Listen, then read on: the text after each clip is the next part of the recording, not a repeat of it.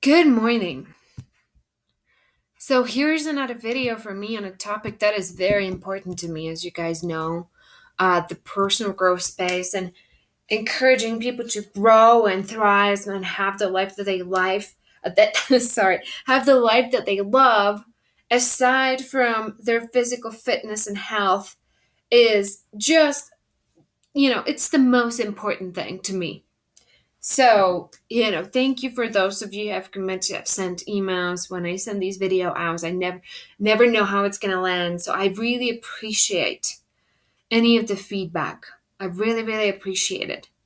Now, the topic that I want to talk about, let me get some coffee, today is the ceiling trap.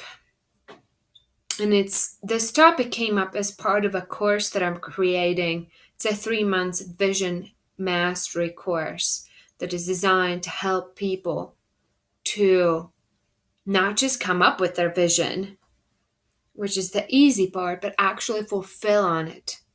And what really came up, and it keeps coming up in my life, and it keeps coming up so many people's lives over and over and over, is called the ceiling trap. So we have to look at your ceiling to figure out where and how you're stuck. I've recently read a book by Gay Hendricks, and it's called The Big Leap. And what he talks about is that each of us have an inner thermostat setting that determines how much love, success, and creativity we can actually enjoy, and we can allow ourselves to enjoy. When we exceed that inner thermostat setting, we often do something to sabotage ourselves, causing us to drop back into the old familiar zone where we feel secure. Now, unfortunately, this thermostatic is programmed in early childhood. It was programmed before you could even think for yourself. And once it was programmed, your upper limit holds you back from enjoying the love, the financial abundance, the success. And so what this means is, like, if you make a spectacular leap in one area, such as money or relationship or whatever, your upper limit problem, the program problem, quickly traps you and holds you back, and it covers you in a blanket of guilt that keeps you from enjoying your abundance. Did you guys get that? This is so important to get. Every time you soar above your ceiling, it could be love, it could be relationships, it could be career, it could be fitness, anything. There is a feeling of guilt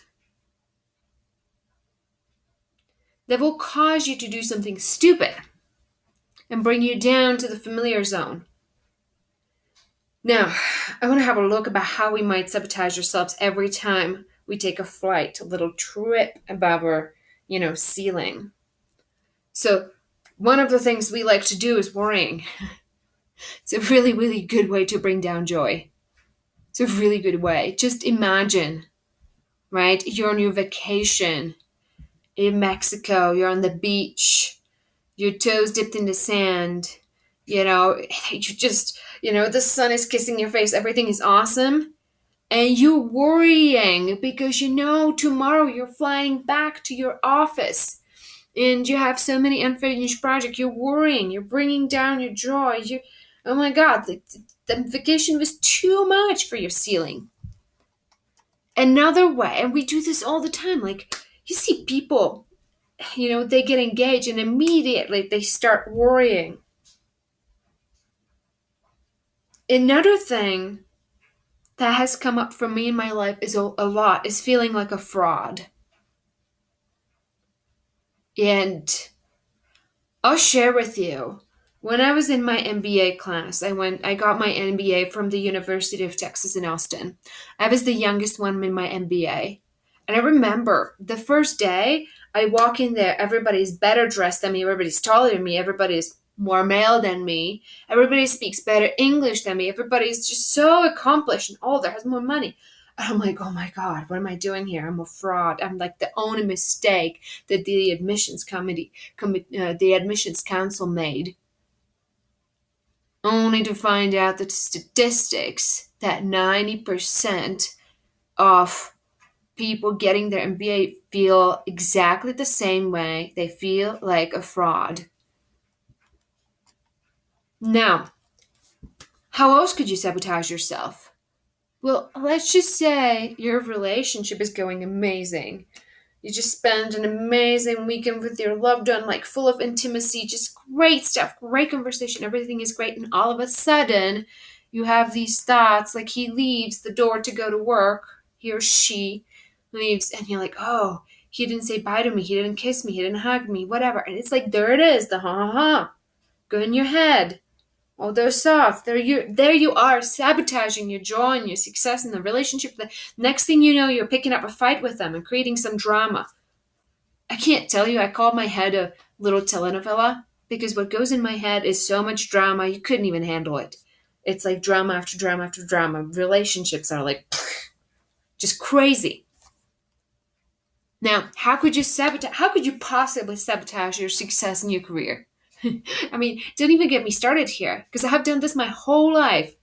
And some of the things, it's crazy what people do. Being late is one thing, right?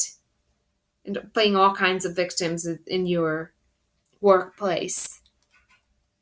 I mean, people do so much. People literally get sick. They make themselves sick when they have to give a presentation or step up. Or when they're ready for promotion, they have some kind of weird fungus or something. Something happens. I've like heard this from people. I'm like, wow, that's insane.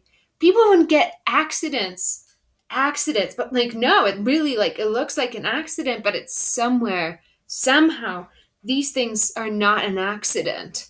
That's just us sabotaging ourselves. Now, how did this ceiling come about? Like, how do we set up the ceiling? How is determined what the ceiling is?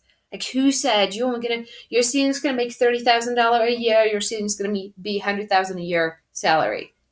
And we literally have those ceilings. It's crazy how it works. So one way we have the ceiling is at some point in our childhood, something happens that has us think that we're bad or flawed. Essentially, I've had this feeling my whole life. This is very familiar to me. I opened the restaurant in 2014. I opened Blooming Beats inside of. I want to prove that I'm not a bad person. I want to do something for people. In the end, good things don't happen to bad people. So if you don't think you deserve, if you have it like you're bad and flawed, you are bound to sabotage yourself. In your career and success, especially. Another way we set the ceiling. A lot of people do this. If we believe that if we succeed, we're leaving people from our past behind. I'm not kidding. I have a friend. I can't share her name or anything, but I have a friend. Her friend tried to commit a suicide. I remember how old she was, and I don't think she didn't succeed, but she left a letter that she just couldn't be successful as my friend or something like that. And at that point, my friend made up that if she was successful, people would die. And she was suffering for years and years and years about it until she saw it. Another way we set up that ceiling is when we tell ourselves that we're a burden. I call it it's like the opposite of the being bad and flawed. It's like the other side of it. It's like I'm too much, the imposter syndrome. I won't. It's like if we grow, like if you have it like you're a burden, if you grow, you're going to be even a bigger burden. It's like, and I noticed this with myself too. I was thinking about writing a book and I was envisioning how that would go. I was like, wow, like if I had that book in my hand and I wanted to give it to somebody, like the first thought that got me was like, whoa, they would have to read it. I would be imposing that book on my book on them. It would be a burden. I was like, wow, when I saw it. Holy smokes. So, how do you break through this? I mean, I have been breaking through and breaking through and breaking through, and there's a whole science to it. And that's why I'm putting together the program, because I see people that I'm coaching sabotaging themselves over and over and over. It's crazy. So, the first thing you start with, you have to have a very powerful spiritual practice, because you have been giving commands to your brain for decades. And you have to get a handle on your thoughts and what's going through your head.